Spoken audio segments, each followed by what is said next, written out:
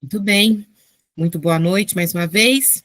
Sejam muito bem-vindos, bem-vindas. Que bom tê-los aqui em mais essa segunda-feira, nessa magna aula de teologia sistemática com o ilustre mestre José Roberto Chagas, não é?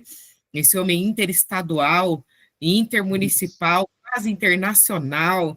Não sei se vocês acompanham as redes sociais desse ilustre mestre, mas homem viajado, não é, versado nas palestras, aclamado pelo povo. Ficando professor.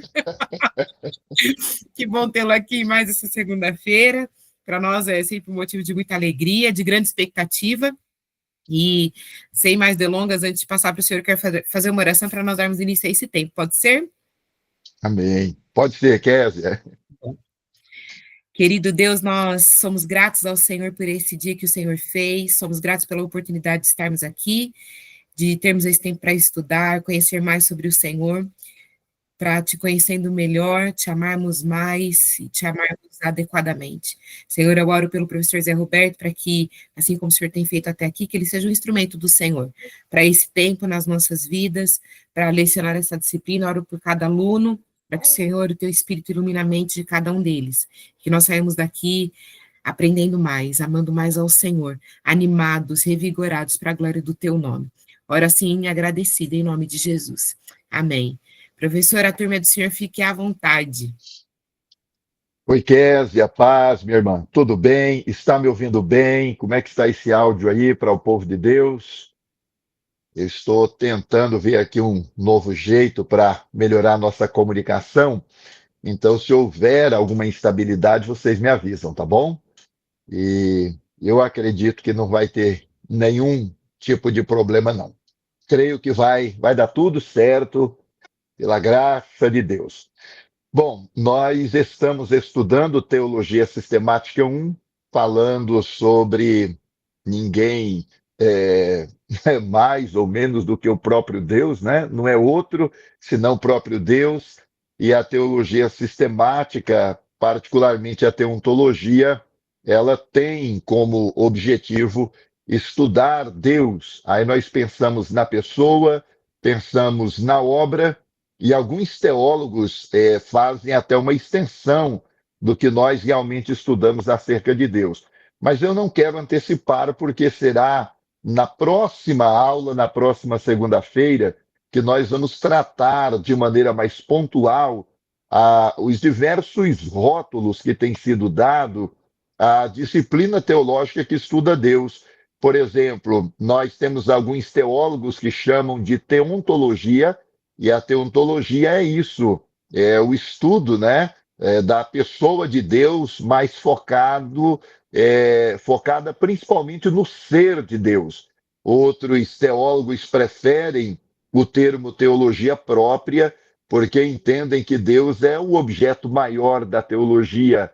E outros também até sugerem o próprio termo teologia.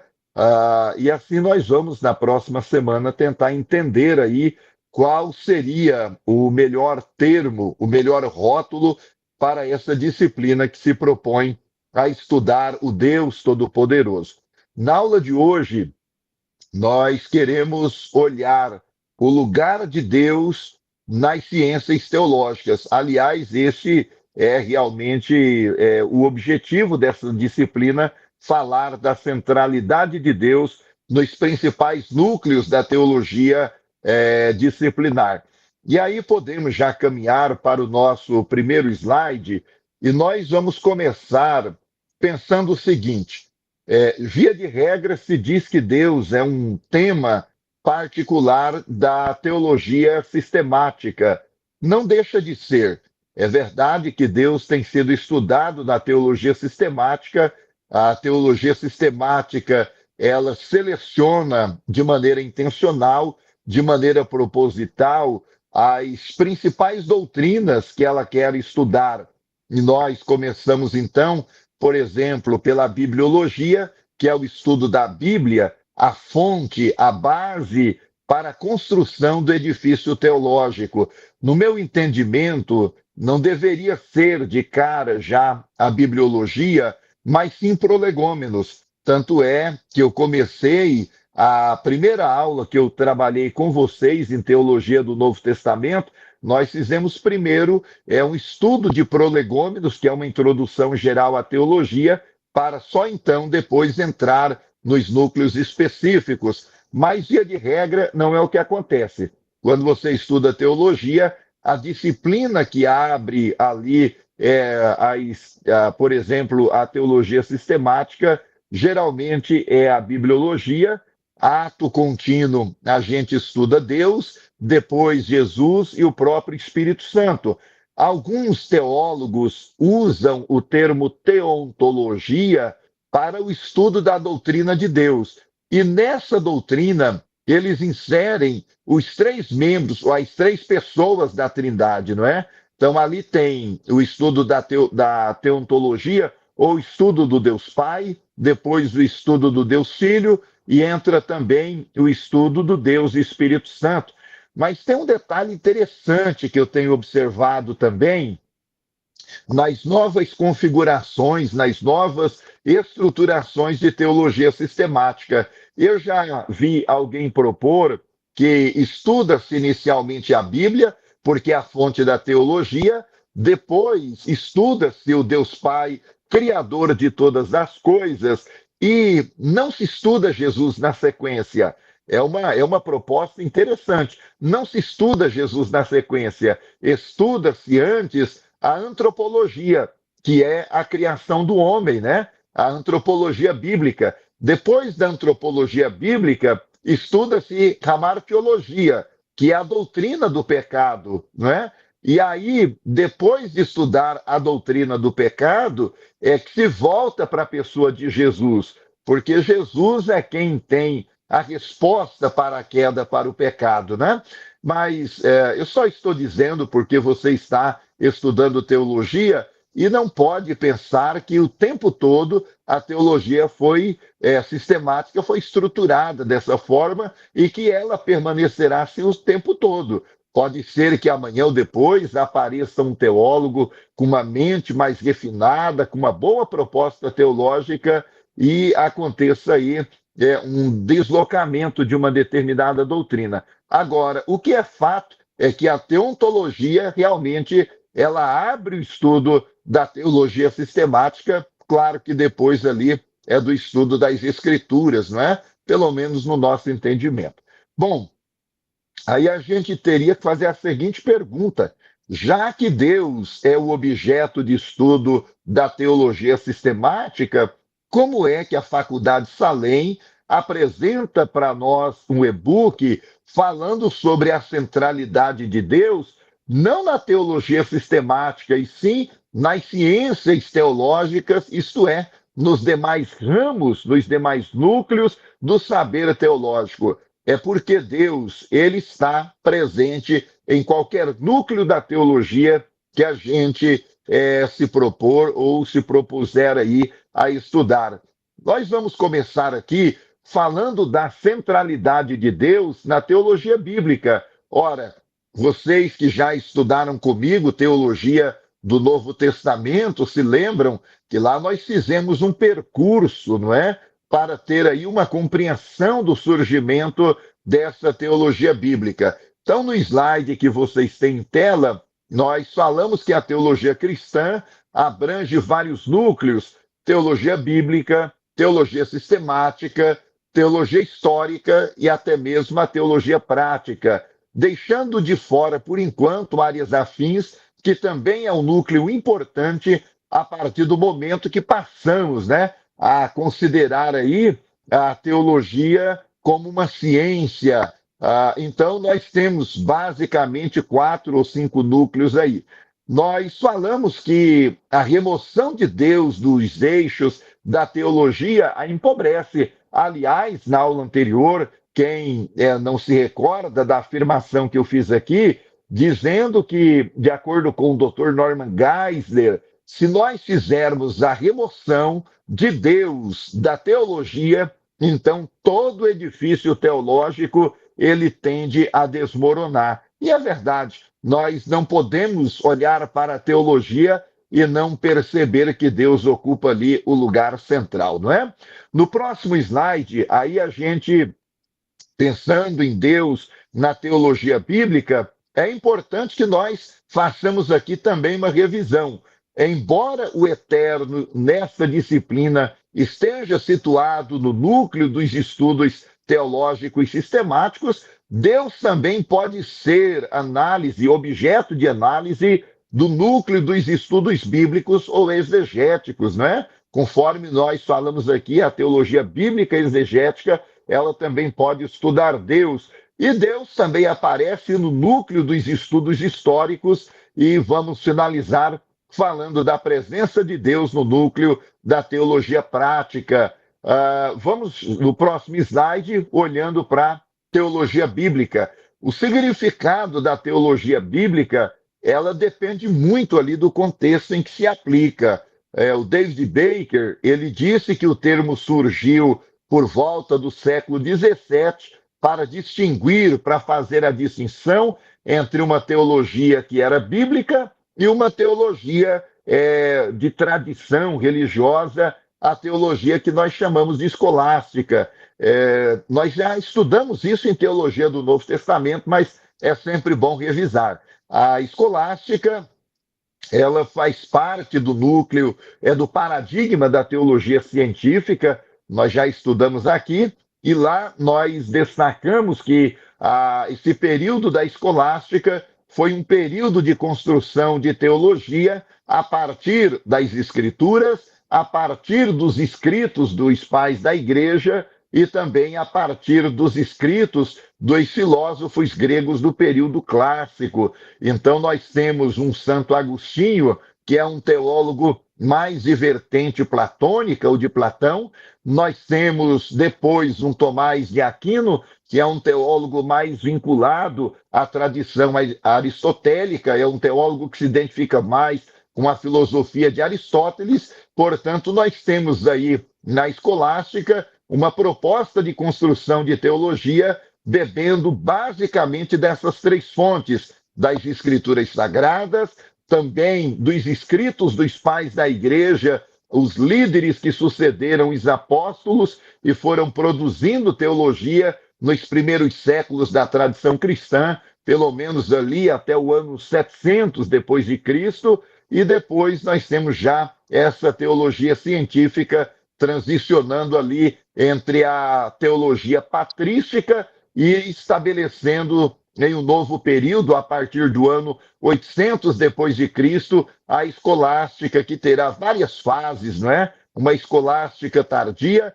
e depois essa escolástica tardia, já no período ali da Reforma Protestante, basicamente, ela passa por uma certa crise e Lutero, então, ele questiona a tradição da igreja, entendendo que a tradição não pode ser superior às escrituras, lembrando que a tradição não tem como elemento apenas a Bíblia, o cânon sagrado. Essa tradição também, ela está em diálogo com os outros elementos, né? E também o próprio Lutero vai questionar o papel do magistério enquanto grupo, enquanto elite responsável pela interpretação e aplicação do texto bíblico. Então, toda essa crítica de Lutero, tanto à tradição quanto ao magistério, abrem caminho para que a teologia bíblica ela comece a se emancipar da teologia dogmática ou teologia sistemática que era predominante, enquanto a leitura e a aplicação do texto dependia demais da tradição e também do magistério, né?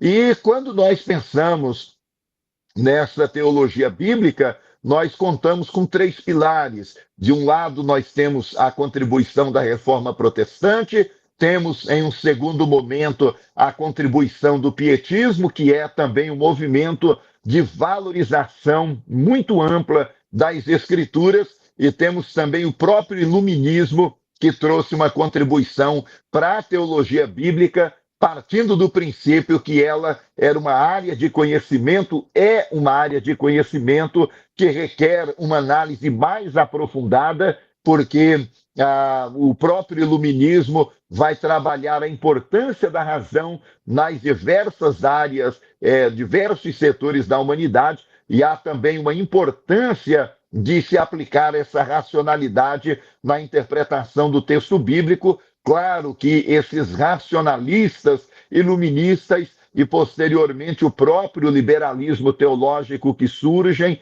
não vão olhar para o texto bíblico a partir da inspiração divina, mas entendendo como um documento qualquer, e esse documento que requer esse filtro, portanto, da razão.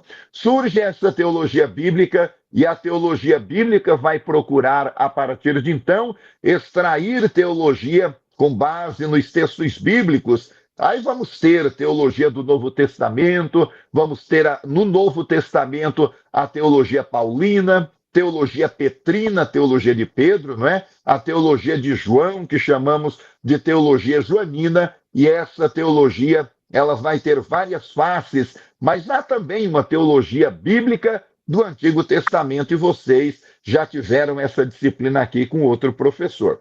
No próximo slide, continuando aí a nossa revisão de teologia bíblica para o doutor Donald Carson. Essa teologia bíblica é um ramo de teologia que se preocupa em estudar cada segmento das escrituras individualmente. É o que eu falei. Você vai estudar primeiro teologia dos escritos paulinos, vai estudar depois a teologia dos evangelhos, ou um evangelho por vez, vai estudar também as epístolas, ou a teologia das epístolas gerais, né?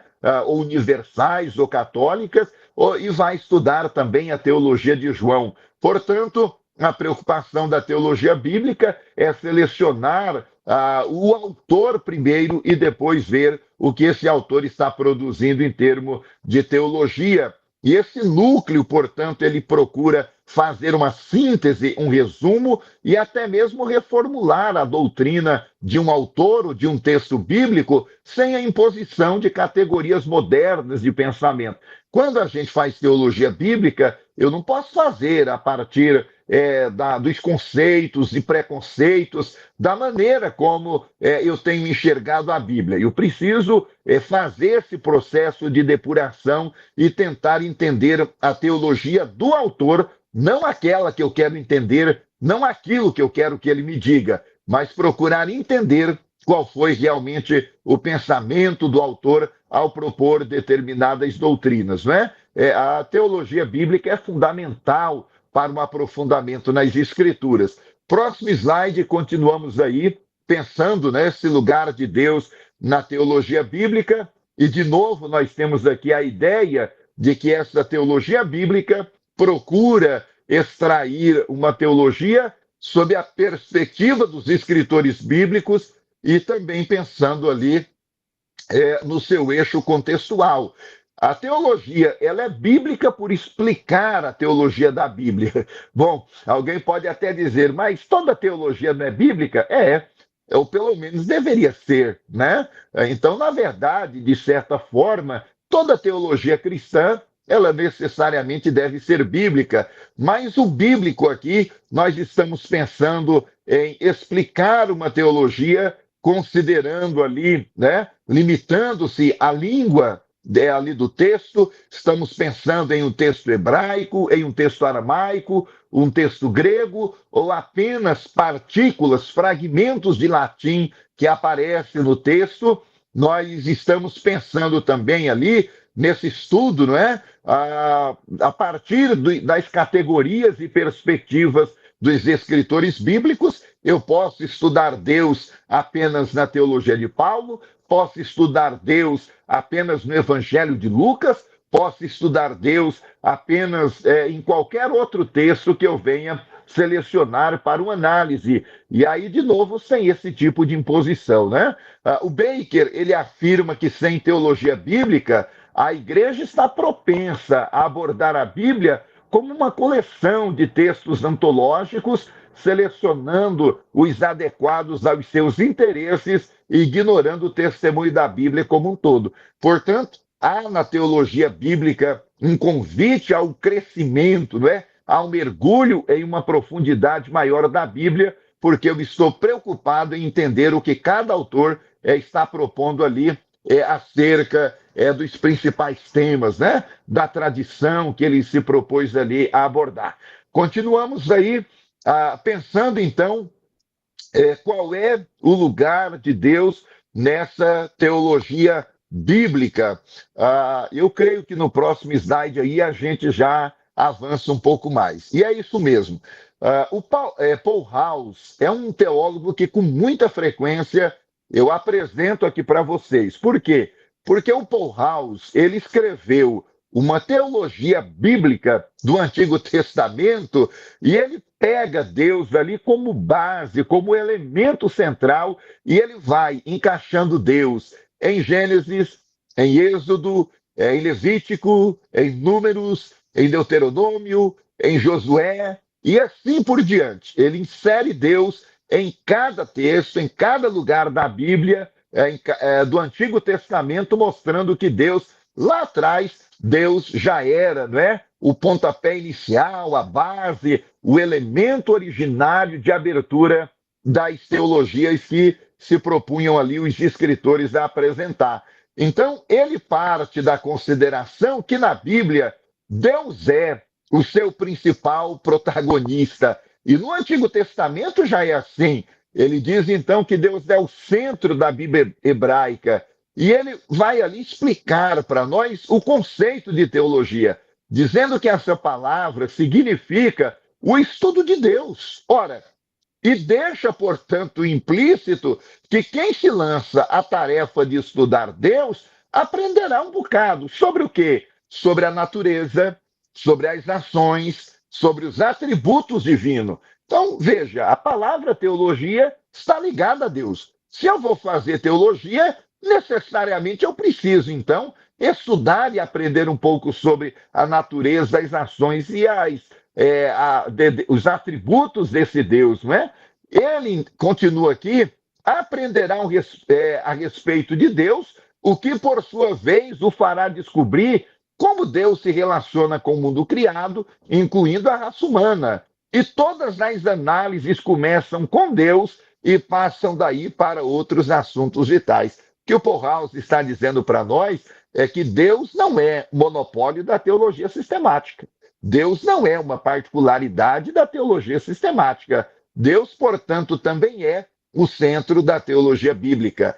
Dando sequência aí, no nosso próximo slide, aí nós já temos também mais uma interessante observação aí, e aqui o Eugene Merrill, que tem um livro também de teologia bíblica do Antigo Testamento, ele reitera que a conotação mais abrangente do termo teologia é o estudo de Deus.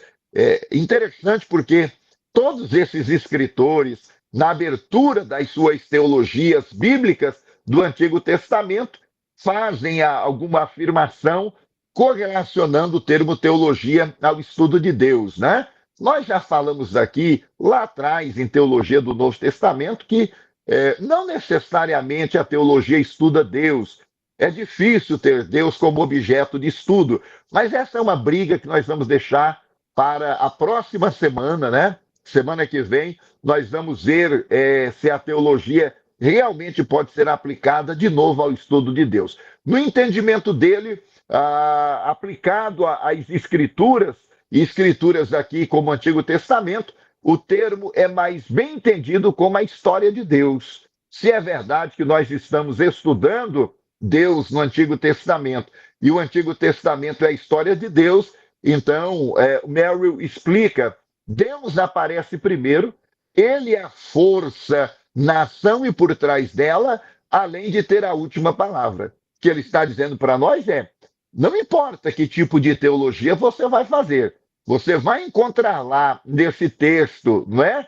Alguém aparecendo primeiro, e o texto bíblico diz: no princípio criou Deus. Então Deus é quem primeiro aparece ali. E aí ele continua dizendo, né? Não é inapropriado chegar a considerar o Antigo Testamento como uma biografia, uma história de Deus nos tempos do Antigo Testamento. Então, o Antigo Testamento, é uma autobiografia. Se é uma autobiografia é quando o próprio autor se expõe, né? Ele se propõe, aliás, a fazer a construção do relato da trajetória de sua própria vida.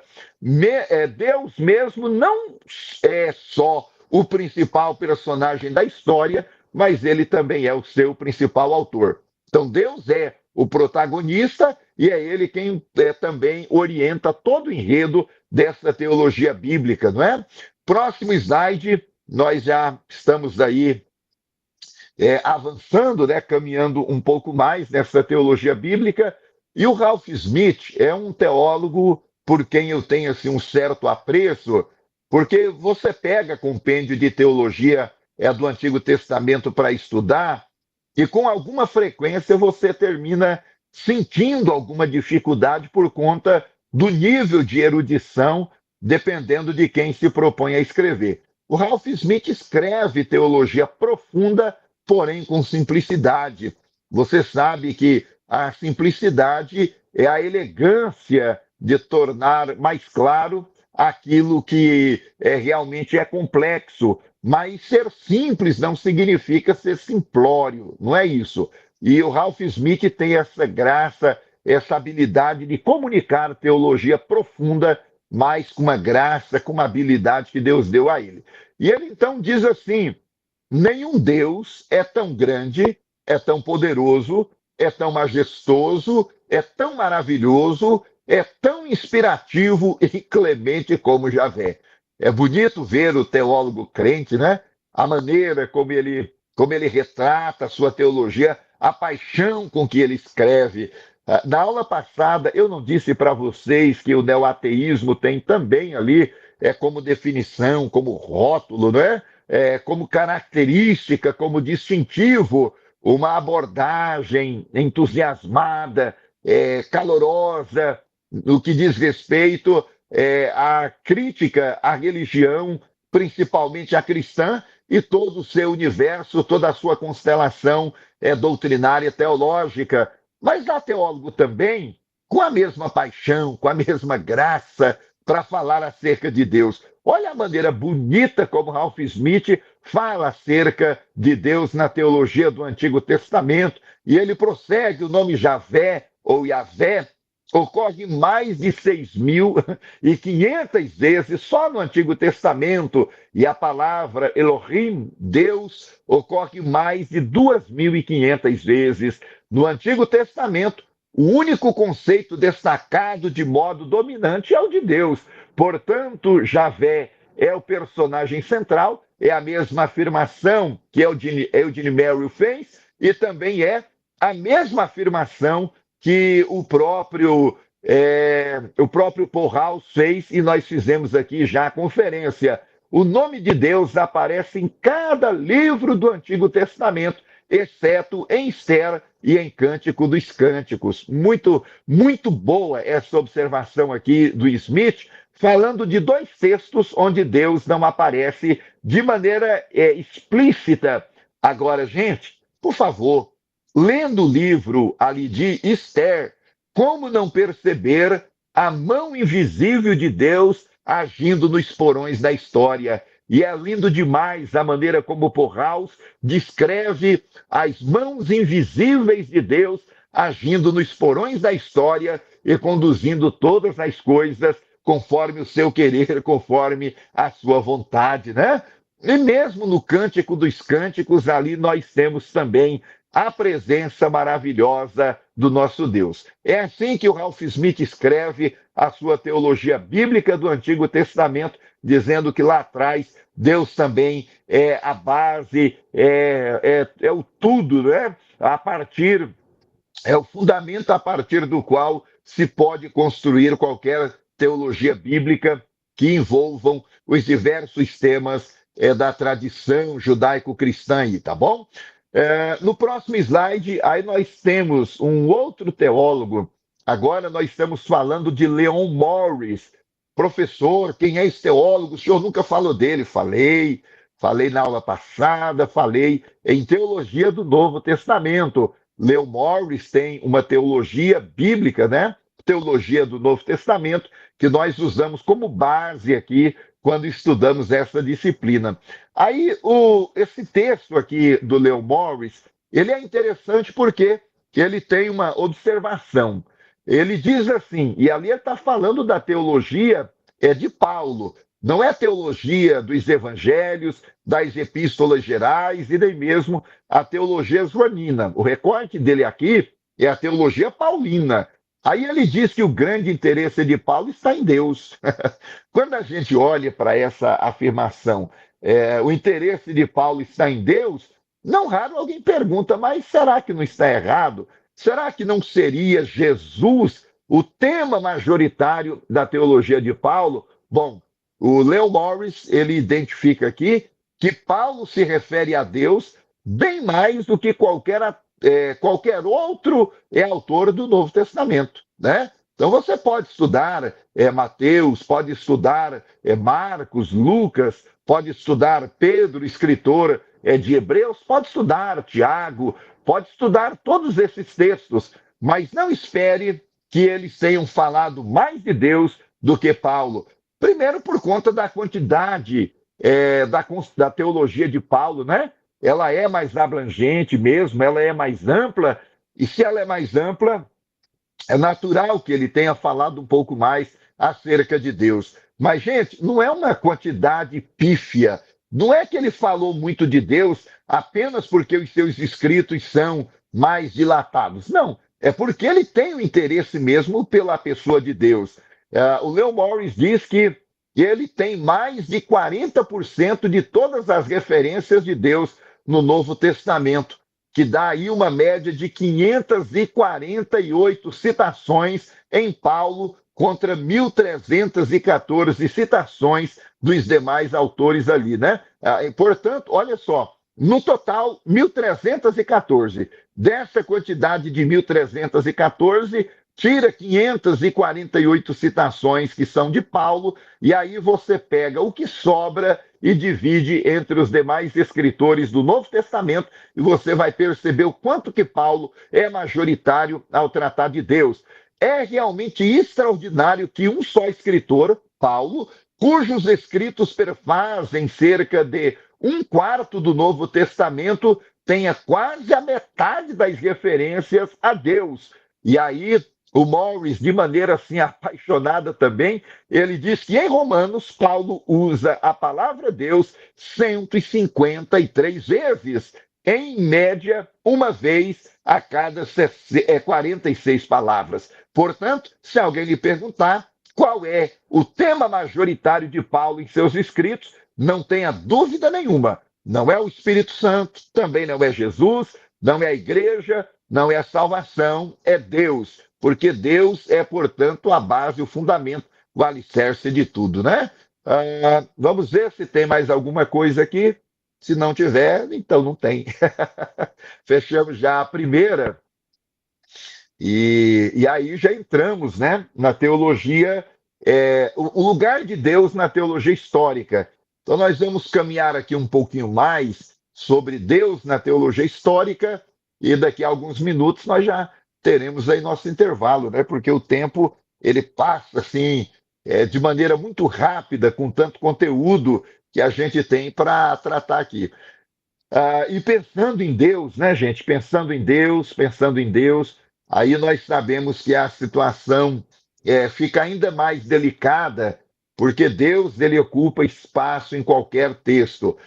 Aí pensamos assim: será que dá para Deus também ser encontrado na teologia histórica? Claro que dá.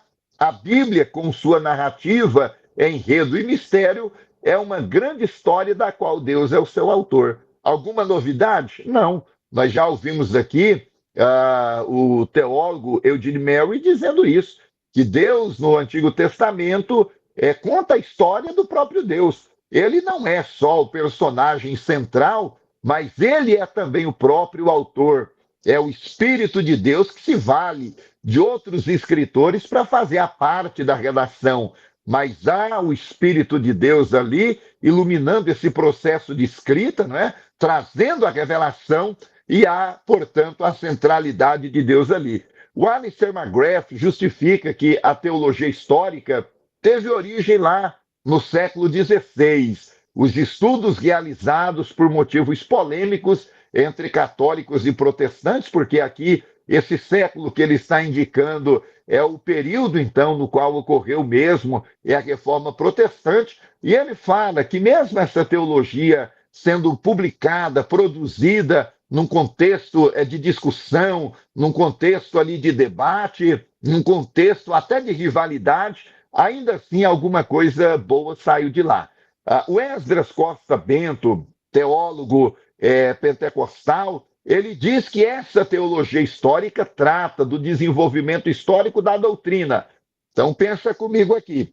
A teologia histórica trata do desenvolvimento da doutrina. Deus é uma doutrina? Também é. Na teologia sistemática nós não temos lá teontologia, teologia prática, teodiceia, que são os nomes principais da teologia de Deus. Temos. Então, se a teologia histórica estuda o desenvolvimento histórico da doutrina, então ela vai ter que estudar Deus. E ela se preocupa também com as variações sectárias e até mesmo o afastamento herético da verdade bíblica. E, de novo, inclui Deus, né? Muitos ensinos errados, distorcidos que surgem.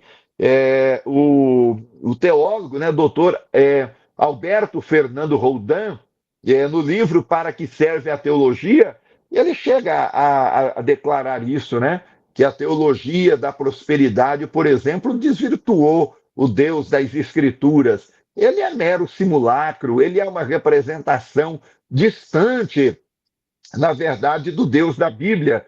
O Deus da Bíblia se revela como Deus dos fracos, dos oprimidos, Deus dos pobres, Deus daqueles que foram rejeitados, excluídos, renegados pela sociedade, os párias que não têm voz e não têm vez, e Deus se levanta primeiro como protetor, mas também como vingador desse povo. A teologia da prosperidade converte Deus, né, no Deus da vitória, no Deus dos triunfantes, no Deus daqueles cuja vida deu certo. Mas para muita gente a vida não está dando certo. Portanto, é temeroso a gente não estudar a teologia de Deus de maneira correta, né? Portanto, aí um panorama da teologia histórica.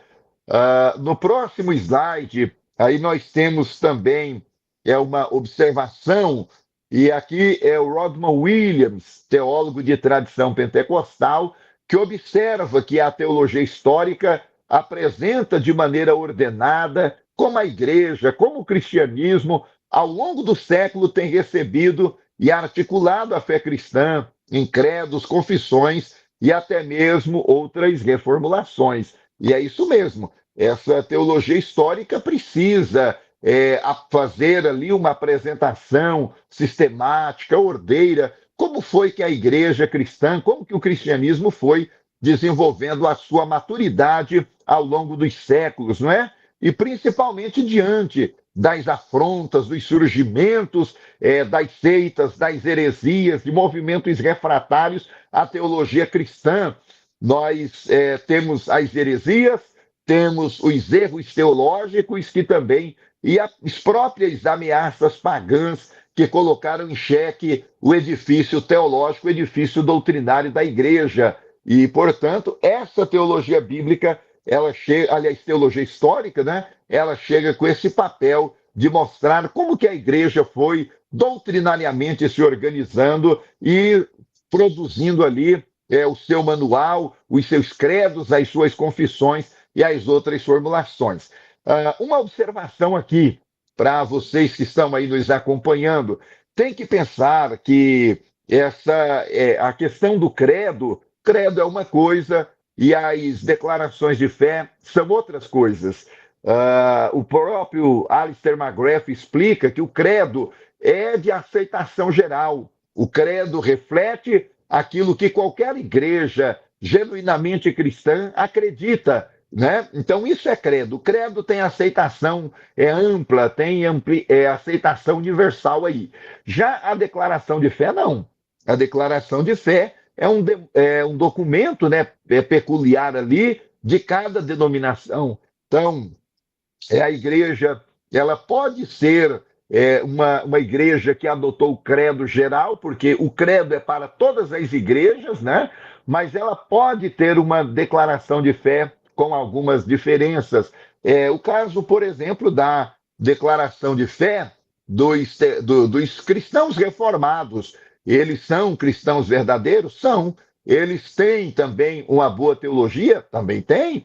Nós não podemos dizer que não são nossos irmãos, não é? Nós não podemos cair nesse absurdo, embora nós tenhamos divergências teológicas, mas essas divergências não aparecem no credo. As divergências aparecem na declaração de fé. A declaração de fé é um documento peculiar, privativo de cada denominação. Então você vai pegar lá a declaração de fé das igrejas presbiterianas e vai encontrar algumas particularidades dela. E aí você pega a declaração de fé da própria igreja, o Brasil para Cristo, e vai perceber que ela tem as suas características, não é? Algumas delas, inclusive, que não batem com a declaração de fé da igreja presbiteriana. É normal, a declaração de fé é um documento privativo mesmo daquela igreja, daquela denominação. A Assembleia de Deus também tem a sua declaração de fé. Esses dias até em uma conferência, né, eu falei sobre isso, gravando um programa ali para a rádio da igreja e falando sobre o lugar da família na declaração de fé do pentecostalismo. Durante décadas, né, o pentecostalismo assembleiano não colocou um artigo para falar de família. Isso aconteceu agora em 2017, né?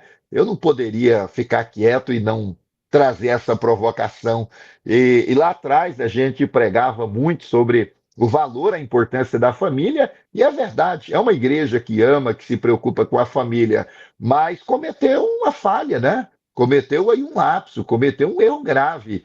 Se a família é importante, por que que ela não aparece ali ao lado da doutrina de Deus, de Jesus, do Espírito Santo, do pecado, da salvação, do próprio ser humano, da igreja, da defesa racional da fé cristã, que é apologética, da escatologia que aponta para o futuro? Se a família é tão importante, tinha que estar lá na declaração de fé. Mas só tiveram ali, né, um esclarecimento, discernimento em 2017. Então a igreja pode sim ter um tema que para ela é muito caro e ela então não trazer para a sua declaração de fé. Por isso é importante para os irmãos e as irmãs, alunos e alunas que estão aqui na Faculdade Salem, procure saber se a sua igreja tem uma declaração de fé, dê uma olhada, conheça os artigos, o que a sua igreja pensa. E essa declaração de fé, ela só é possível porque lá atrás a igreja foi produzindo credos, confissões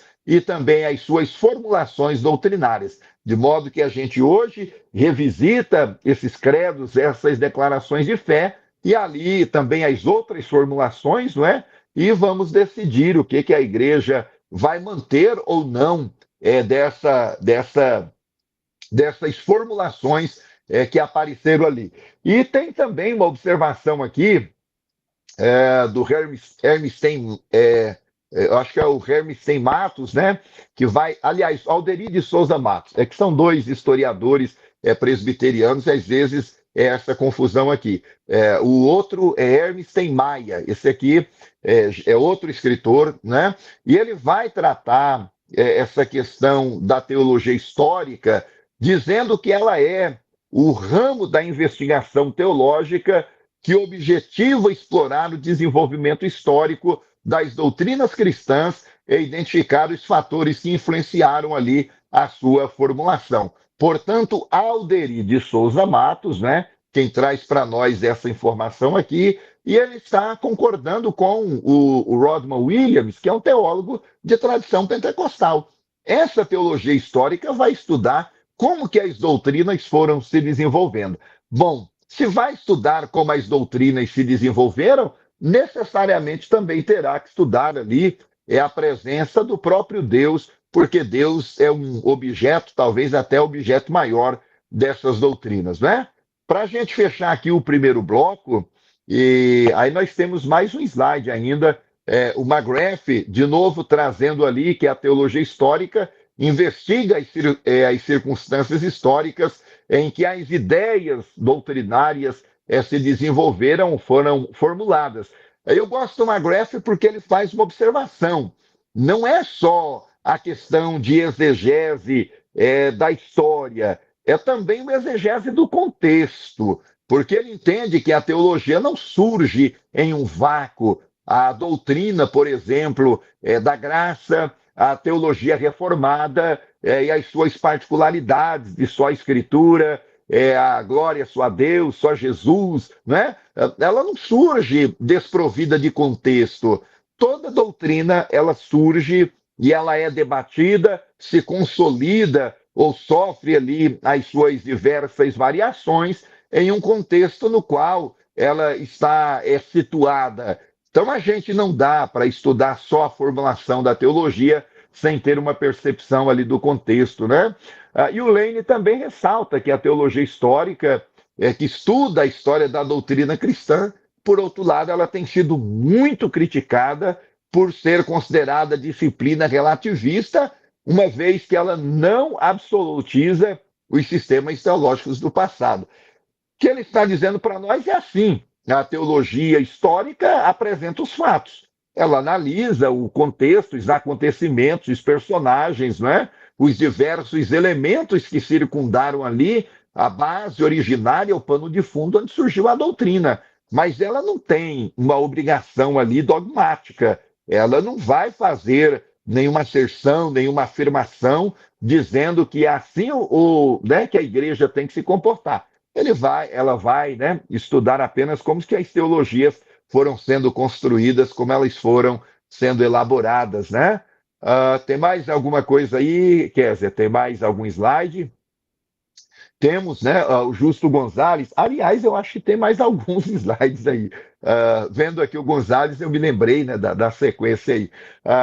O Gonzalez diz assim, acerca dos primeiros cristãos, sendo eles judeus, simplesmente deram como estabelecido o princípio básico da fé de Israel.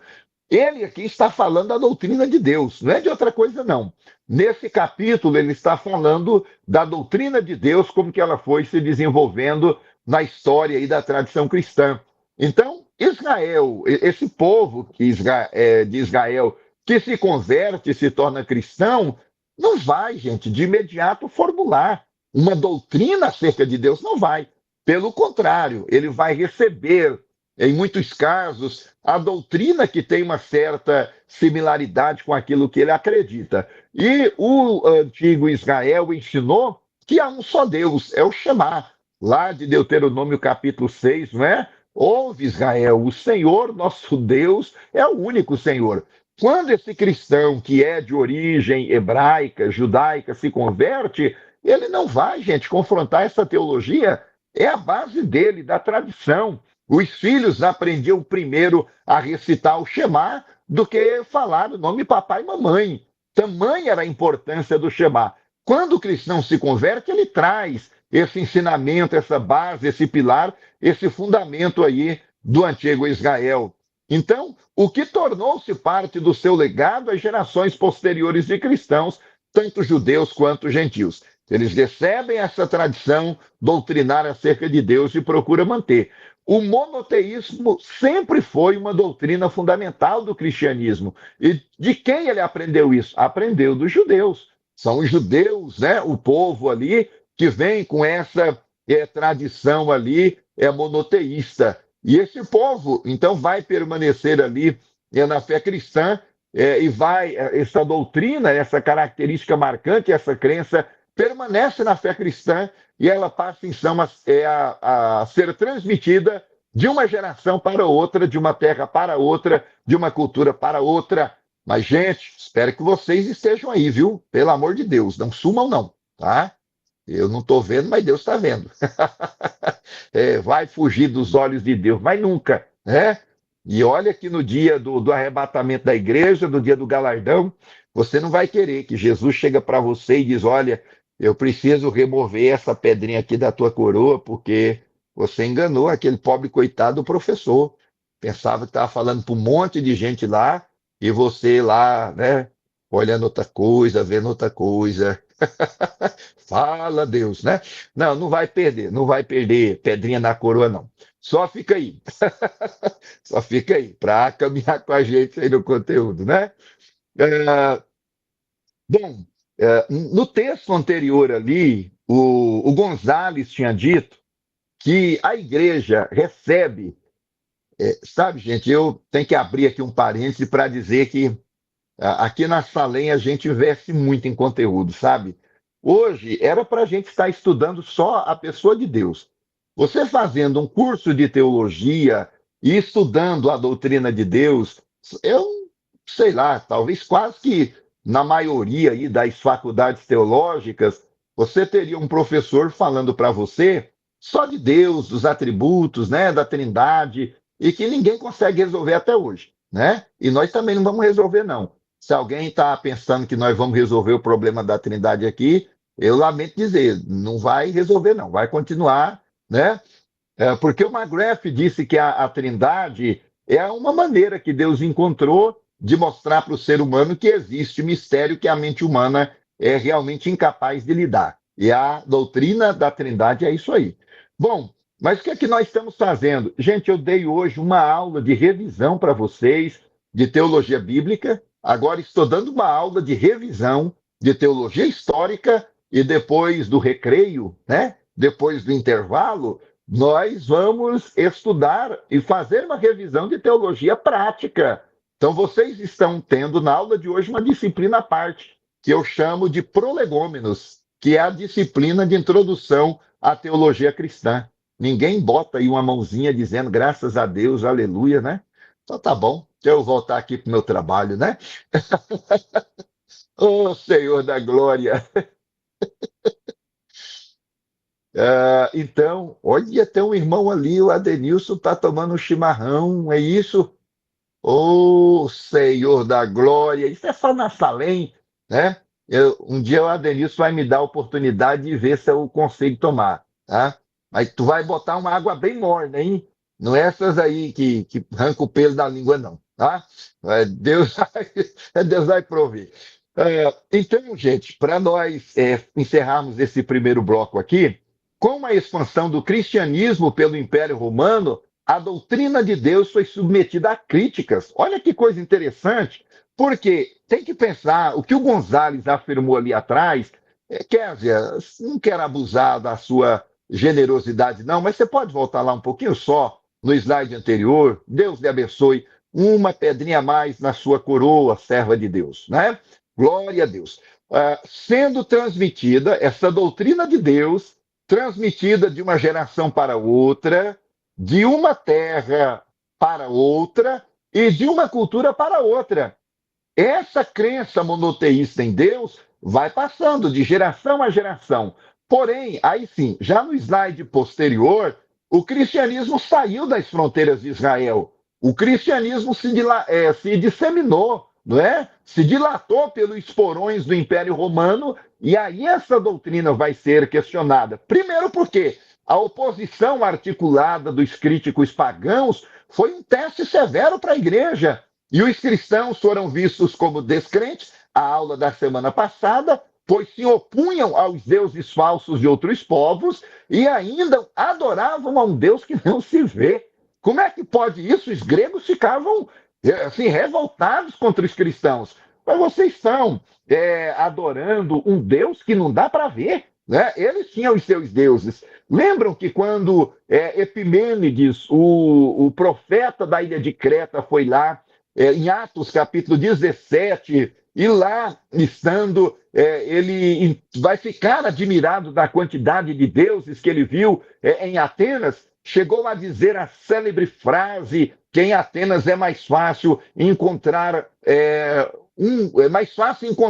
deuses do que homem, que ele está dizendo que tinha mais deuses do que homens em Atenas, né? Agora chega o cristianismo lá, e eles estão, primeiro, dizendo que adoram um Deus que não se pode ver, um Deus que não tem representação física, e agora estão dizendo que esse Deus é um Deus só, né? Portanto, gera uma confusão na cabeça dos gregos. E aí os teólogos cristãos precisam explicar como que é esse Deus que eles estão pregando ali. E aí eles recorrem à tradição platônica com algumas modificações que os teólogos cristãos consideram úteis. E aí no próximo slide, esses teólogos cristãos procuravam mostrar que sua fé não era tão irracional como alguns alegavam, e que de longe de serem inovadores ateus, os cristãos eram o ápice do melhor que havia na filosofia clássica.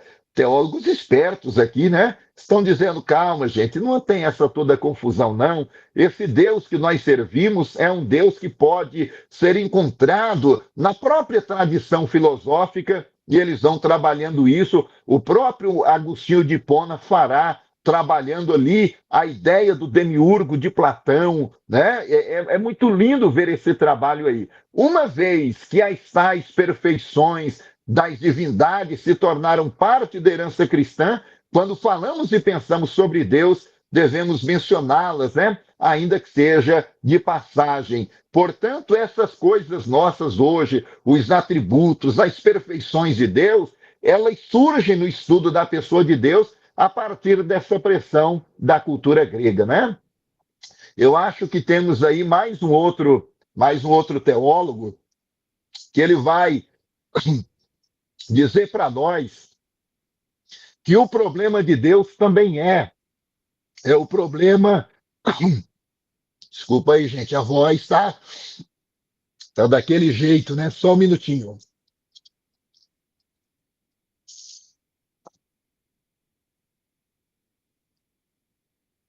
Chegando aí de uma conferência, sexta, sábado, domingo, e hoje ainda tem que dar aula, né? Tem hora que a voz não ajuda, não. E falando aqui há quase uma hora, sem parar, sem nem respirar. Então sejam aí misericordiosos com o professor, né? É uma afirmação, eu creio que do Etienne Gilson, que é um filósofo, também ligado à tradição cristã, mas diz assim: no centro de todos os problemas humanos, inevitável e denso de consequências infinitas, coloca-se qual problema? Problema da existência de Deus.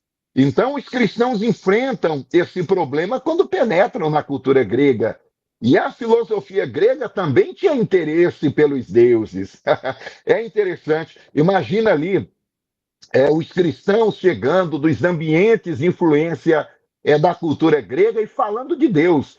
Aí lá tem filósofos, e os filósofos não excluem os deuses das suas reflexões. Havia, portanto, na filosofia grega o interesse pelos deuses. E o Deus judaico-cristão que passa a ser pregado, a ser ensinado ali, também é alvo de interesse deles. E alega-se que na história da cultura ocidental, todos os capítulos começam com os gregos. A lógica, a ciência, a arte, a política e até a teologia natural, embora não seja evidente onde se deve procurar na Grécia Antiga as origens do nosso conceito filosófico de Deus. Isso aqui é maravilhoso, porque vai que um aluno da Salem, ele se propõe a investigar. Bom, se essa teologia sistemática que estuda Deus, ela bebe dessa fonte filosófica grega, quando é que eu vou encontrar isso aqui? Bom, tem que pesquisar, tem que voltar lá, e o Gilson está dizendo que não é uma coisa tão simples de se fazer, não é? Mas é muito importante que nós entendamos que boa parte dessa construção, desse universo da doutrina de Deus que estudamos hoje, ela surge, sim, como resposta às demandas que o contexto grego traz ali para a teologia cristã. Eu acho que tem mais slide aí, antes da gente parar, né, para o nosso cafezinho aí. Eu acho que são mais dois ou três, né? Nesse aqui é uma fala do Estrada. O Estrada, nesse livro, Deus nas Tradições Filosóficas. Deus nas Tradições Filosóficas, é um livro da Paulus, e ali tem o seguinte recorte: se na filosofia grega o problema de Deus aparece, sobretudo em relação com o cosmo, mas que com Deus, ou seja, do divino, o panorama muda com a filosofia cristã. Bom, vamos tentar explicar aqui. Agora já é aula de filosofia, né? Aí já é outro professor. Então eu estou saindo aqui da minha fronteira e entrando numa área que não é minha. Mas o que o Estrada está dizendo, que quando se estudou o problema de Deus lá na cultura grega, a base, a correlação, o elemento de diálogo, de construção, era o cosmo, né? Mas quando nós chegamos na filosofia cristã, essa realidade muda. Ainda que esta se ligue com provas clássicas da existência de Deus na sua versão platônica ou aristotélica, e que vai aparecer em São Tomás de Aquino a partir do ano 1200 e alguma coisa lá na frente, na filosofia cristã, se produz um giro antropológico, fala bonita, né? Uma escrita bonita do Estrada, um giro antropológico no marco postulado da criação. Então não é estudar o cosmo, a criação apenas a partir dos mitos, mas aqui fazer esse giro antropológico e estudar o papel de Deus, a presença de Deus, como se deu a criação e qual é o lugar desse homem criado por Deus. Aí tem um detalhe também. Quando ele fala desse giro antropológico, é a maneira como Deus se relaciona. Os gregos estavam preocupados na maneira como Deus se relaciona com o cosmo. E nesse giro antropológico aqui da filosofia cristã, é como Deus se relaciona com o ser humano. Percebem isso? Que não é mais estudar Deus a partir do diálogo com o cosmo, com o mundo, com o universo. Agora é um postulado que envolve o ser humano, portanto, esse Deus só pode ser um Deus pessoal encarnado, identificado com o homem e integrado na história, que faz com que o problema de Deus aborde, portanto, com uma nova radicalização. É lindo isso aqui, porque antes estudava Deus como criador do universo. Agora a gente estuda Deus, mas estuda Deus ali partindo dessa relação, dessa construção relacional que ele tem com o próprio ser humano. E olha, esse Deus é pessoal, encarnado.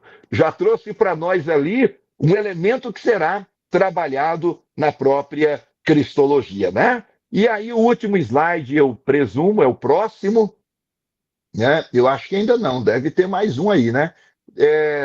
Isso, vamos, o próximo, Kézia. O próximo para a gente ir para o recreio, né? O recreio também é de Deus, né? Aqui nós temos o Ellison tratando da doutrina de Deus na história, e é um livro maravilhoso. Procura lá depois no seu e-book, na sua referência, e esse autor é um livro de teologia histórica, mas ele trabalha demais, demais a presença desses grandes temas da teologia sistemática, porém numa perspectiva histórica. É diferente a maneira de estudar esses temas teológicos na teologia histórica do que na teologia sistemática. E essa obra aqui eu super recomendo para vocês aí.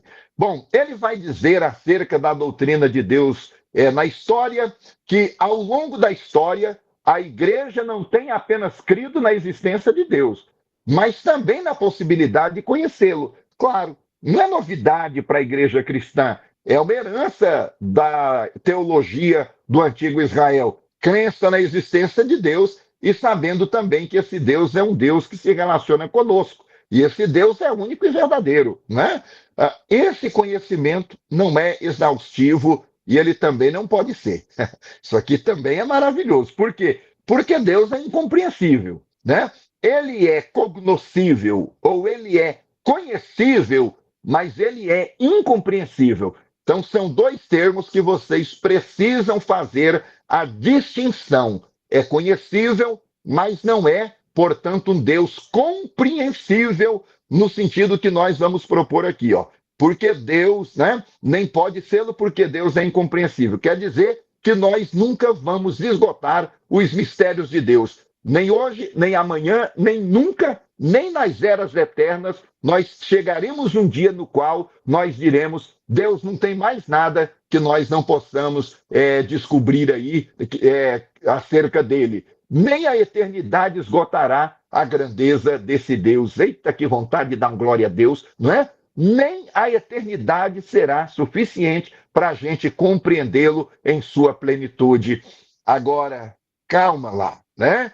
Os seres humanos jamais poderão conhecer a Deus completamente, ou qualquer dos seus aspectos na totalidade, mas Deus é cognoscível, né? Em medida e maneira suficiente para que tenhamos um relacionamento pessoal com Ele.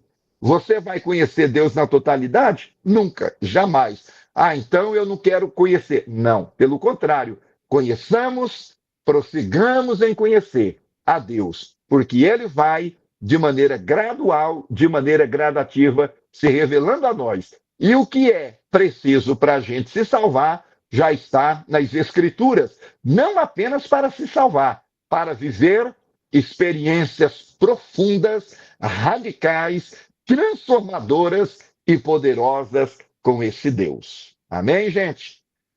Professora Kézia, por enquanto é isso. Vamos para o recreio, porque esse povo de Deus precisa também descansar um pouco, tá bom? Tá joia, combinado. Nós voltamos, então, 9h23, tá bom? Estaremos aqui. Já já chamo vocês. Obrigado, professor.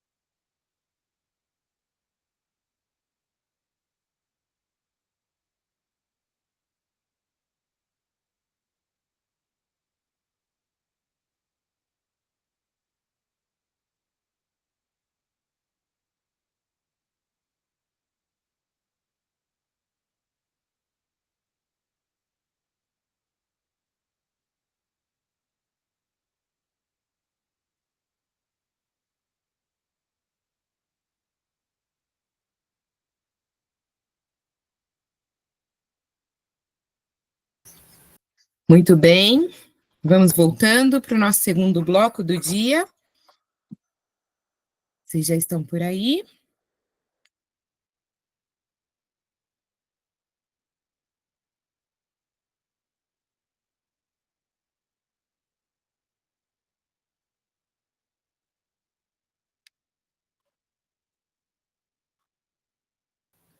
Professor, fique à vontade, a turma é do senhor. Oi, Késia. Paz, meu irmão. Paz. Está me ouvindo bem? Então tá bom. Então tá bom. Deixe-me liberar a câmera aqui para assustar esse povo de Deus, né? Só um minutinho. Eu acho que assim fica melhor.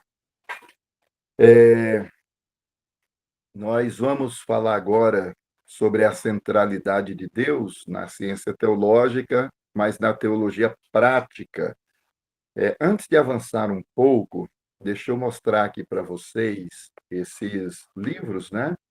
Eu estava dizendo aqui sobre os autores que estão trabalhando essa teologia bíblica e tratando de Deus. Eu vou pegar aqui principalmente o Paul House.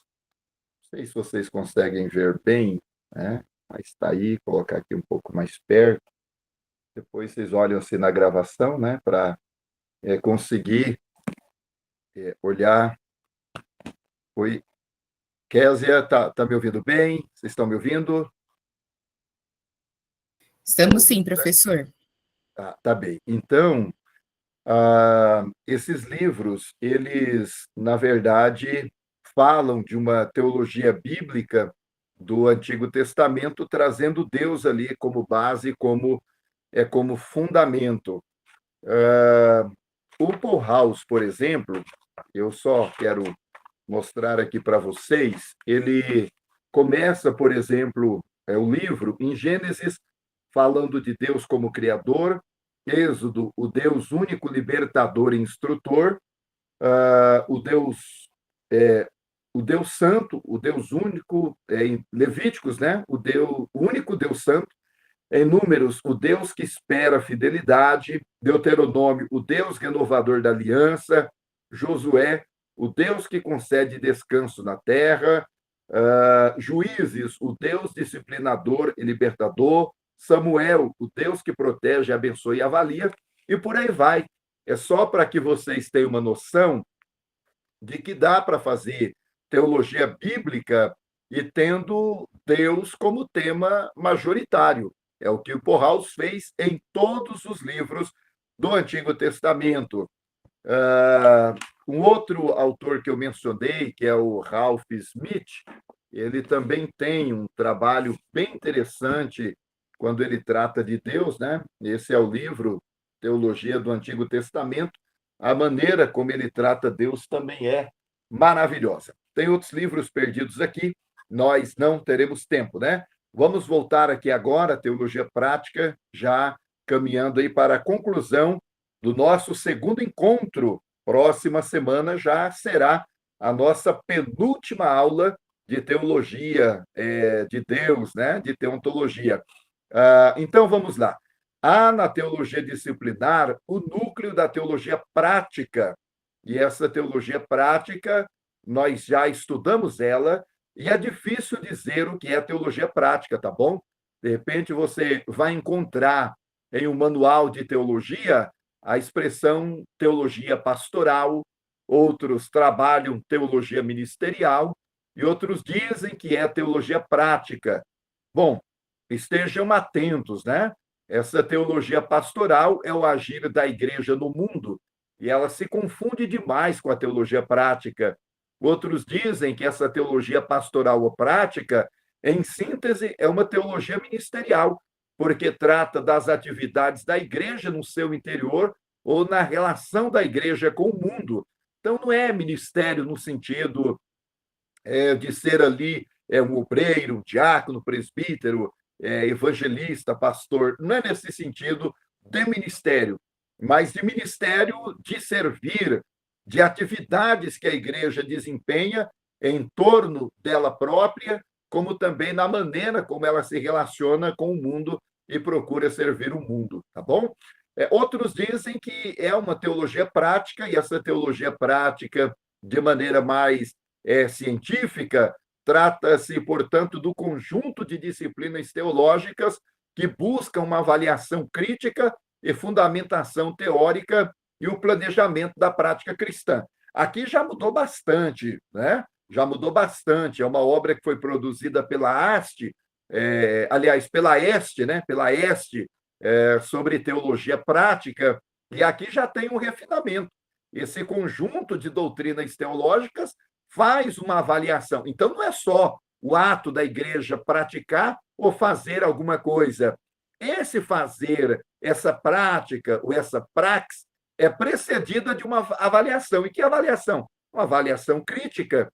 A igreja não pode sair desesperadamente fazendo qualquer coisa. Precisa, antes, submeter a um escrutínio, a uma análise, a uma reflexão, aquilo que ela está fazendo, porque tem muita coisa que a igreja faz hoje e que não contribui em nada para o avanço do evangelho. Não é isso? Às vezes, as liturgias se tornam totalmente infrutíferas, liturgias maçantes, enfadonhas, e a igreja, às vezes, mesmo empreendendo determinadas ações que ela pensa que está contribuindo para o avanço do reino de Deus, jamais resistiria a uma avaliação crítica. Então, quem é pastor, quem é líder, quem está à frente de um departamento de um ministério, tem também que submeter a sua prática a uma análise crítica. E precisa também, nessa análise crítica, olhar a fundamentação teórica. Por que que a igreja faz o que faz? A igreja tem que evangelizar. Por que que a igreja tem que evangelizar? Qual é a base, qual é o fundamento teórico que justifica essa ação? Ainda ontem, comemorando aí o Dia do Pastor, eu trouxe uma reflexão na igreja. Cheguei de manhã de Fortaleza, de uma grande conferência ali, Conferência Pentecostes, tratando da temática família, onde mestres e doutores e pós-doutores se reuniram para analisar o momento atual da família e o futuro dela, de 3 plenárias, de 3 ministrações abertas. Eu fiquei com 2, e tratando, então, da importância dessa família se moldar, se estruturar e agir, mas com clareza, bem amparada, bem fundamentada, não é? Porque só assim a igreja, então, vai avançar. Bom, e aqui na igreja, chegando da viagem, eu ministrei no culto, então, onde se fez menção ao Dia dos Pastores ali. O texto que foi passado como base, Jeremias 3,15, que meio que de maneira majoritária tem sido aplicado aí como referência para o Dia do Pastor. E esse texto diz, em Jeremias 3,15, dar-vos-ei pastores segundo o meu coração, que vos apacentem, que vos pastoreiem com conhecimento e com inteligência. Aí eu não entendo como que a tradição pentecostal demorou tanto tempo alimentando um anti-intelectualismo, uma indisposição para com o estudo, e isso terminou reverberando no ministério pastoral, de pastores, de obreiros, de líderes que não têm a menor disposição para estudar. Fala de ficar ali 2 anos em um curso básico, ou 3 anos fazendo bacharel em teologia. Para muitos parece, né, que é o fim da vida. Não deveria. O pastor que é segundo o coração de Deus, ele é um pastor que ele também preza pela racionalidade, ele também preza pela inteligência da fé. Então, eu trabalhei na igreja exatamente essa temática, a inteligência da fé, o crescimento conceitual da igreja. E o doutor Orlando Costas trabalha essa inteligência da fé, esse crescimento conceitual, como uma das 4 marcas fundamentais da igreja que cresce a partir do modelo de Lucas Atos, ali do capítulo 1 até o capítulo 8, basicamente. Meus irmãos, minhas irmãs, alunos e alunas, o que eu estou tentando dizer é que, às vezes, nós estamos gastando tempo, gastando energia com uma prática que pensamos que visa a promover o crescimento do reino, da própria igreja, e, na verdade, estamos perdendo nosso tempo, nossa energia.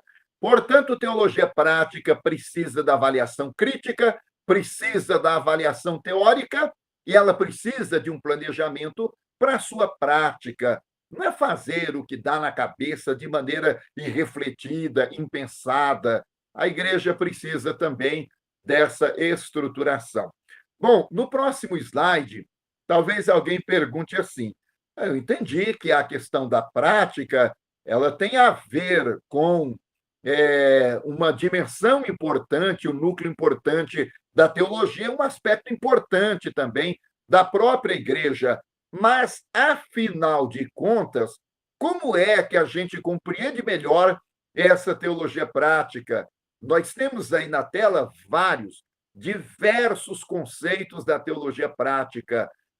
Apenas aqui o saudoso Cláudio Honor Corrêa de Andrade, que faleceu recentemente, ele diz que o objetivo da teologia prática é induzir o crente, né, motivar, encorajar, a aplicar em seu viver diário os princípios que se encontram nas Escrituras Sagradas. Eu vou um pouco além. Eu entendo que a teologia prática é levar para a dimensão da prática, do cotidiano, na igreja e também na esfera da sociedade, a teologia que foi produzida pelos núcleos da teologia bíblica, da teologia sistemática e da teologia histórica. São os três núcleos anteriores os construtores da verdadeira teologia. E a teologia prática, portanto, tem a incumbência de levar para a dimensão prática a teologia que foi produzida pelos outros núcleos. Por isso que ela precisa dessa análise crítica, dessa observação da fundamentação teórica e também desse planejamento para colocar em prática o que ela aprendeu. Próximo slide. Aí aqui nós já começamos, né? Ainda temos aí várias definições, pode passar, é basicamente a mesma coisa que nós tratamos lá. Bom, olha esse pensamento, sabe aquele pensamento assim que queima o coração quando a gente está estudando teologia? Pode ser que alguém diga, está perdendo o seu tempo, o que é que você está fazendo em uma faculdade teológica? Por que não estuda outra coisa? Isso não vai te levar a lugar algum, isso não tem importância, isso não tem relevância. Será que não? O George Watson afirmou o seguinte: é uma bela tarefa estudar a respeito de Deus. Maravilhoso, né? É uma bela tarefa estudar a respeito de Deus. Então, você que está aí do outro lado, talvez pensando, meu Deus, plena segunda-feira, esse camarada falando 2 horas aqui na minha cabeça, qual é a importância, qual é a relevância disso? Vale a pena, meu Deus, todo esse castigo, vale a pena? Você está estudando Deus. E ele está dizendo aqui, Watson, que é uma bela tarefa estudar a respeito de Deus. Quantas outras boas ou belas tarefas existem? Não sei. O que eu posso dizer é que esta é uma delas. Aí ele prossegue: a mente humana jamais pode ser empregada para qualquer assunto tão rico em recompensas quanto na tentativa de descobrir o conhecimento de Deus. De novo, vontade de expulsar um glória a Deus aqui, né? Então, a mente humana jamais, jamais, jamais pode ser empregada para qualquer assunto tão rico. Ah, professor, eu gosto mesmo é de psicologia. Eu também gosto. Professor, eu gosto mesmo é de economia. Eu também gosto. Escrevi o manual de teologia econômica, que fala de teologia e economia, que tem 432 páginas. Não é pouca coisa, não, não é? Então, eu gosto de economia. Ah, professor, eu gosto mesmo de filosofia, também gosto. Eu gosto de sociologia, também gosto. Eu gosto de direito, também sou formado em direito. A Kézia também, e mais outros aí. Não tem, gente, uma área de especialidade. Não tem uma área de especialidade que se iguale a essa. Que se iguale a essa. Sondar o caráter, e a perfeição de Deus. Eita, meu pai! É a ciência mais elevada, é a filosofia mais profunda, é a poesia mais altiva, é a história mais sublime, a teologia mais verdadeira e a mais dramática biografia. Eu não sei você, mas eu me empolgo com essas coisas bonitas assim. Que coisa linda que o Watson disse para nós. Ei, então se você tem pensado assim, olha, não está tão fácil ficar no curso, manter o curso, conciliar com outras atividades, com outros compromissos, se você está pensando em abrir mão de alguma coisa, eu espero que não seja do conhecimento de Deus, de todo o meu coração. Eu espero que esta não seja a primeira coisa da qual você abre mão quando todas as outras coisas começam a pressionar e você precisa de um alívio de tempo nas finanças. Gente, olha que coisa linda, sondar o caráter e a perfeição de Deus, ciência mais elevada, filosofia mais profunda, poesia mais altiva, história mais sublime, teologia mais verdadeira e a mais dramática biografia. Não dá para desistir de uma coisa tão linda, né? De uma prática tão excelente quanto esta, que é o estudo de Deus. Bom, continuamos um pouco mais aí, e aí tem uma questão aqui para nós, sabe, gente, bem interessante, né? Porque o relacionamento com o Deus da Bíblia é possível porque ele é uma pessoa. Já estudamos isso na aula de hoje? Já. Lembra da penetração do cristianismo no contexto grego? E aí a filosofia começa a perguntar: mas que Deus é esse? Não é? Quem é esse Deus? E aí os teólogos cristãos vão explicar, até em diálogo com a própria filosofia. Então, ele é uma pessoa, e o conhecimento sobre Deus não é para enfeitar credos, mas para atrair pessoas a ele. Eu lamento dizer, mas tem gente que pensa em estudar a pessoa de Deus apenas para deixar o seu credo, ou melhor dizendo, a sua declaração de fé, não é? É o credo também, de uma forma mais refinada, mais rebuscada, mais erudito, né? que gera encanto e fascínio nos olhos. Não. Quem está dizendo isso aqui é o Alistair McGrath. McGrath está dizendo que o Deus presente nos credos não é uma entidade abstrata qualquer, mas é uma realidade viva que nos atrai, que nos chama e que ama e que nos ama e a quem nós somos convidados a conhecer e a confiar. E a confiar. Como C.S. Lewis salientou, Deus não é alguma força impessoal por trás do universo. Então, gente, aqui comigo, presta atenção. Deus não apareceu no credo dos apóstolos, Deus não apareceu no credo da igreja, Deus não apareceu na declaração de fé de nenhuma instituição, de nenhuma denominação, para enfeitar o credo. Aquela declaração, cremos no Deus Pai, Criador dos céus e da terra, sabe, legislador e governador e sustentador de tudo, não é para deixar a redação bonita, não, não. Né? Ele não é uma entidade abstrata qualquer, ele é uma realidade viva. Olha que texto magnífico do McGrath. É uma realidade viva. E essa realidade faz o quê? Nos atrai, nos chama, nos ama, e além de desejar que nós o conheçamos, ele também quer que nós ousemos confiar nele. E essa confiança é proporcional ao conhecimento que vamos construindo aí na jornada, né? Vamos um pouco mais, porque o nosso tempo aqui, né? E aí temos uma fala do Heber Campos.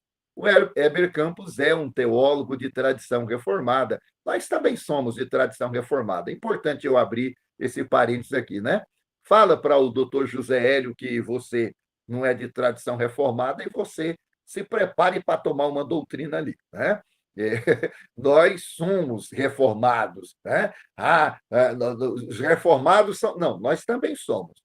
Pega os princípios da reforma e você vai ver que nós somos mais reformados do que os reformados, porque lá na teologia deles faltou o solo Espírito Santo, né? Então, nós somos, assim, teólogos reformados até com um certo exagero, porque nós colocamos um solo lá que é nosso, né? Então, assim, mas vamos pensar que a questão da nossa teologia é olhar para esse Deus e saber que ele não está ali só para enfeitar credos, não, tem algo mais, né? E o Heber Carlos Campos, ele faz no livro dele sobre o ser de Deus, é exatamente essa a proposta dele no livro, ele vai falar que as noções que tivermos do ser divino com iniciais maiúsculas, está falando de Deus, né? E de suas obras serão fundamento para todas as outras doutrinas da fé cristã. Ponto final. Então, vamos parar aqui. Vamos parar aqui. Por que que você tem que ter um conhecimento apropriado da teologia de Deus? Porque esse entendimento, essa compreensão que você tem de Deus, você vai levá-la para todas as outras esferas, para todas as outras disciplinas. Olha que afirmação. Qual é o fundamento para as outras doutrinas? É a maneira como eu conheço o ser divino e as suas obras. Isso vai reverberar em todo o nosso edifício teológico. Tudo que estudarmos em teologia estará associado à nossa concepção de Deus. O que cremos sobre Deus determinará os nossos padrões de moralidade. Mas aqui tem um problema. Gente, aqui tem um problema. Por quê? Ele está dizendo que o que cremos sobre Deus determinará o quê? Os padrões da nossa moralidade? No entendimento dele, Bom, e o que dizer quando nós encontramos pessoas, até cristãs, e que encontram uma dificuldade absurda para se libertar de determinados pecados? Se é correto a análise que o Weber está propondo aqui, então ele está dizendo que essa dificuldade para se libertar da imoralidade tem a ver com aquilo que a pessoa pensa acerca de Deus. Então, ela pode não ter compreendido ou estar literalmente ignorando os atributos de Deus, tal como a santidade de Deus, tal como a justiça de Deus, tal como a disposição de Deus para lidar com severidade com os seus filhos, quando os seus filhos e filhas não andam de acordo com o padrão que ele tem estabelecido. Faz algum sentido. A gente precisa pensar se uma pessoa que tem dificuldade na área da moralidade, ela tem uma compreensão apropriada de Deus, porque a palavra de Deus é o padrão da moralidade. Não é tremendo isso aqui? Né? Então, eu creio em Deus, eu creio na sua palavra. Gente, eu preciso que o Espírito de Deus me ajude a lidar com os demônios que estão na interioridade, com as expulsões para os mais diversos tipos de pecado. E eu farei isso a partir da compreensão que eu tenho de Deus e da sua palavra. Tudo o que viermos a saber sobre Deus determinará todos os outros relacionamentos nos vários campos da teologia. Aí alguém vem me dizer que a doutrina de Deus não tem a ver com teologia prática. Como não tem? Está aí a prova. Está aí a evidência. Essa crença em Deus vai afetar todos os núcleos. Se vai afetar todos os núcleos, vai também afetar esse núcleo da teologia prática. Não é isso? Você vai afetar todos os núcleos da teologia prática, então também vai afetar a prática de vida das pessoas. Amém? Então, é uma questão aqui para nós bem interessante. Kézia, tem mais alguma coisa aí, serva de Deus? Você abriu sua câmera, será que já é para dar a benção apostólica, é isso?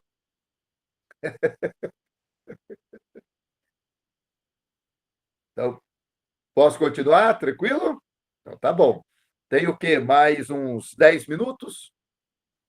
Amém? O povo de Deus aí suporta esse professor indigesto, mais uns 10 minutos? 10, 20, mais um joinha, 30, 40, 50. Cada joinha aí contando 10 minutos. Olha que bênção. Até amanhã cedo, nós vamos estar no manto aqui. Bom, Deus dá sentido à vida. E o sentido da vida sempre trabalha com 4 elementos no mínimo. Quais são esses elementos? Identidade. A identidade responde à pergunta: quem sou eu? O valor.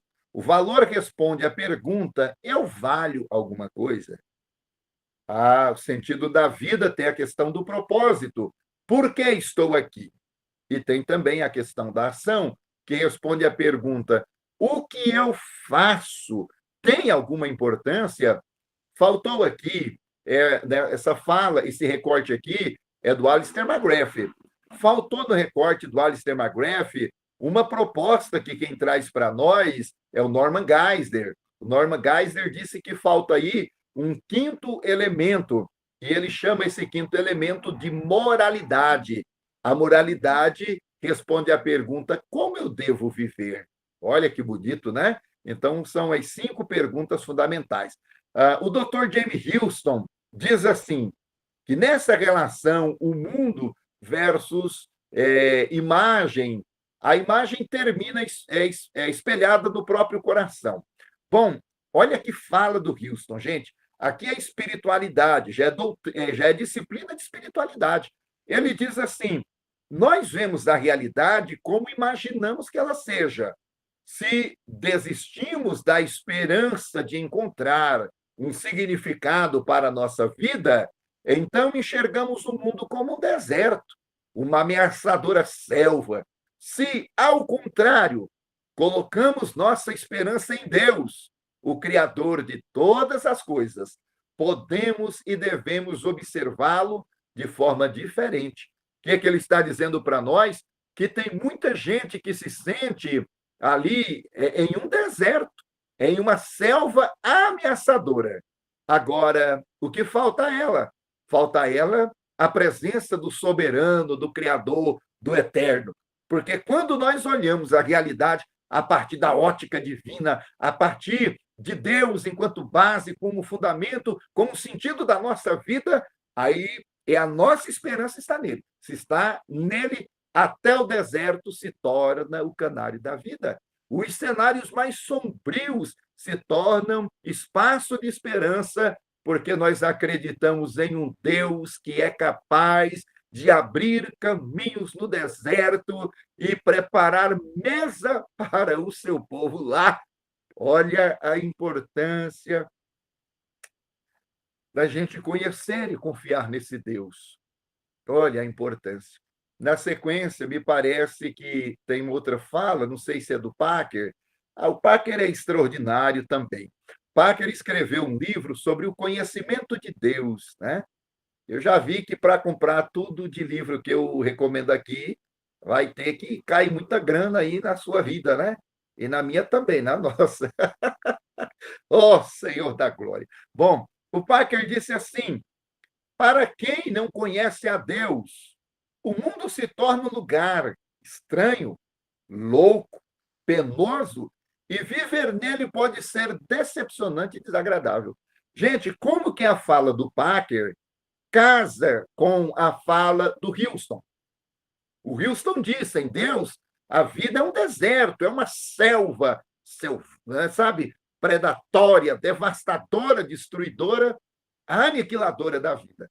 Mas olhar para esse deserto e para essa selva a partir da compreensão do Deus que é criador, então a gente olha sempre com o olhar da esperança. Olha aqui a ausência da esperança. Sem Deus, o mundo é estranho. Não é estranho? O mundo é louco. É loucura demais. Basta ver aí esses negócios, bebê reborn, é isso? Esses dias levaram um bebê desse aqui para receber vacina no posto, né? Não sei na cidade de vocês se tem isso aí. Daqui a pouco trarão as igrejas. E aí vão pedir para nós, pastores, apresentarmos elas a Deus. É loucura, gente. É loucura. Pare o mundo que a gente quer descer, né?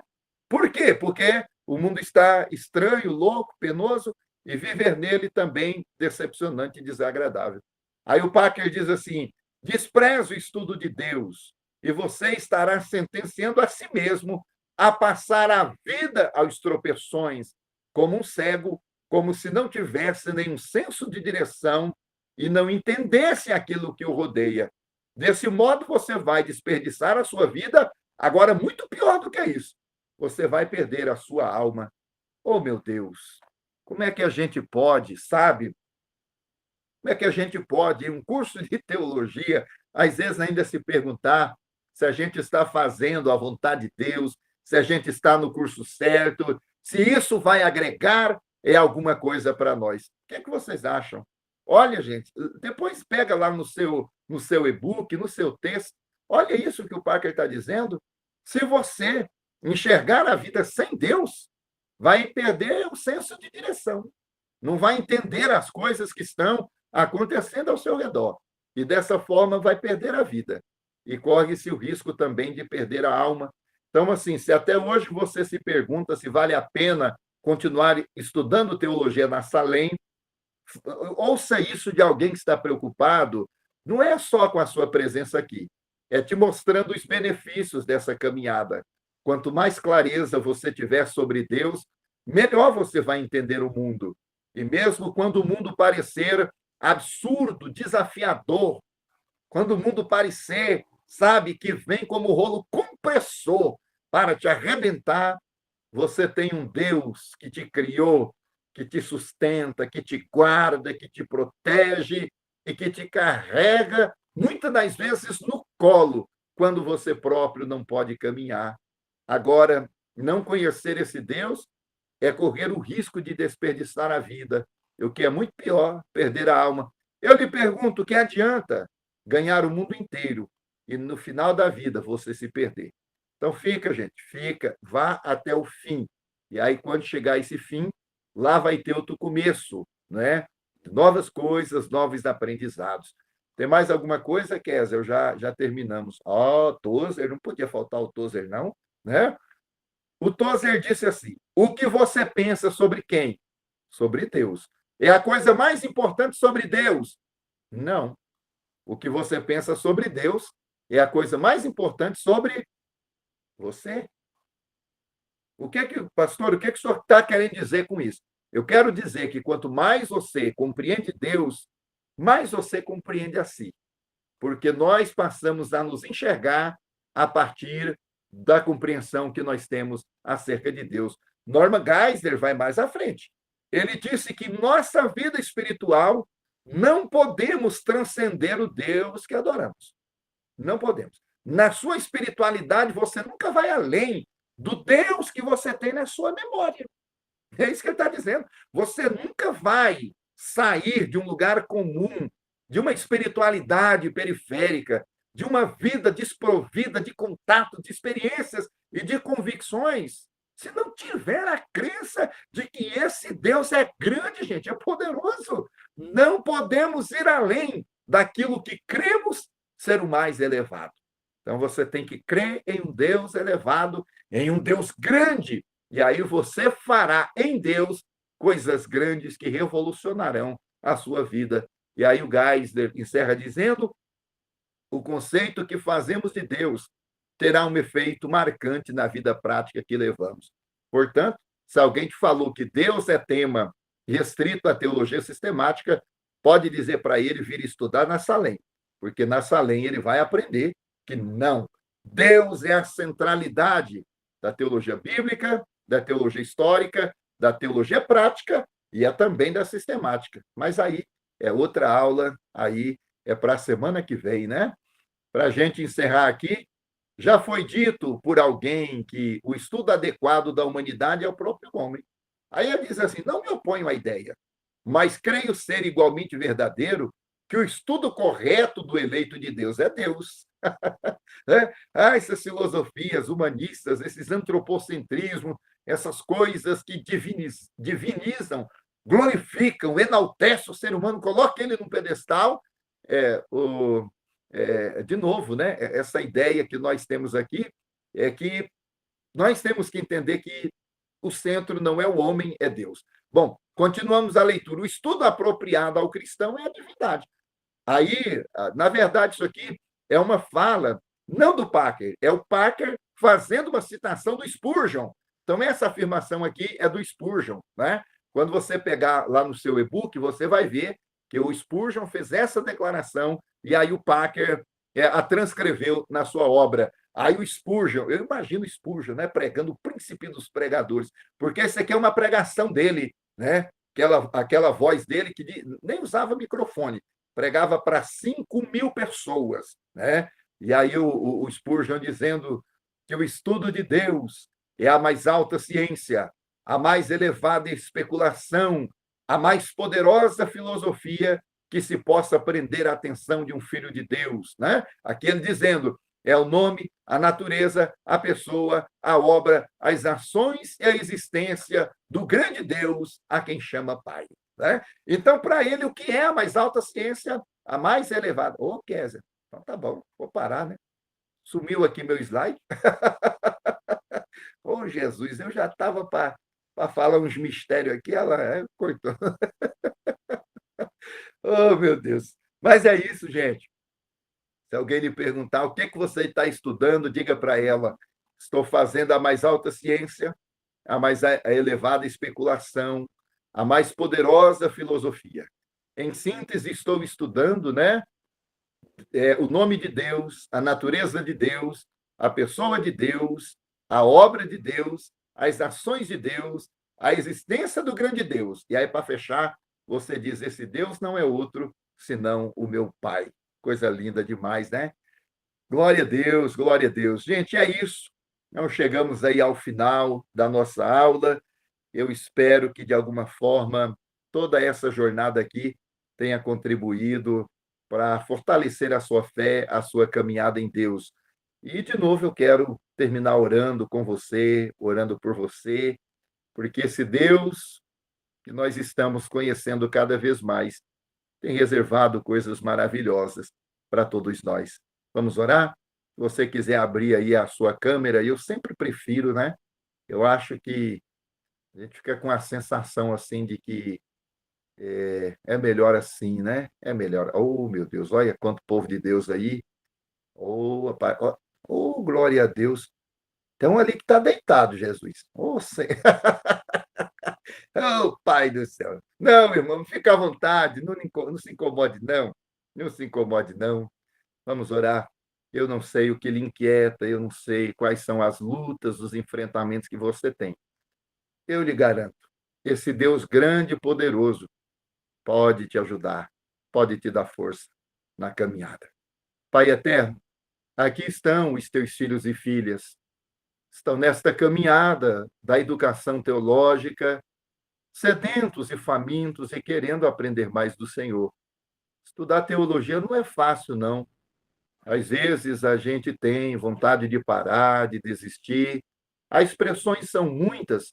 Além das dificuldades do cotidiano, ainda tem o império das trevas que não quer que nós cresçamos no conhecimento do Senhor. É por isso que precisamos, meu Deus, da tua ajuda. É por isso que precisamos do teu socorro. Então, seja conosco, Pai. Ajude cada aluno, cada aluna a seguir em frente, conforme nós aprendemos aqui na reta final, olhando para o deserto com o olhar da esperança, porque o Senhor é o Deus que no deserto prepara mesa até da rocha, o Senhor tira água, e mesmo quando nós caminhamos em lugares ermos, ó Deus, o sapato não envelhecia do seu povo, nem a roupa se desgastava, porque havia uma provisão do Senhor. Eu sei, Deus, o Senhor tem cuidado de nós, e nós, às vezes, não notamos e não percebemos, mas o Senhor é bom e o Senhor cuida de nós. Se neste início de semana, o meu irmão, a minha irmã, o aluno, a aluna da Salem, tem passado por alguma inquietação, alguma coisa que tem tirado a sua paz e o seu sossego, faça, Espírito Santo, com que a paz de Deus, que excede todo entendimento, tranquilize a mente dele, tranquilize a mente dela, tranquilize o coração do seu povo, porque o Senhor cuida de nós. E se o Senhor cuida de nós, podemos crer que o amanhã será pior. Jesus disse: basta cada dia o seu mal. E o mal de hoje, ó Deus, já esgotou a sua ação. Para amanhã, o que nós esperamos não é o choro, é a alegria que só pode ser trazida pelo Senhor. Abençoa o seu povo, no nome poderoso de Jesus. Amém, amém e amém. Amém, amém, amém. Deus abençoe. Késia, com você, minha irmã. Deus abençoe. Nós nos encontramos na próxima semana. Professor, muito obrigada.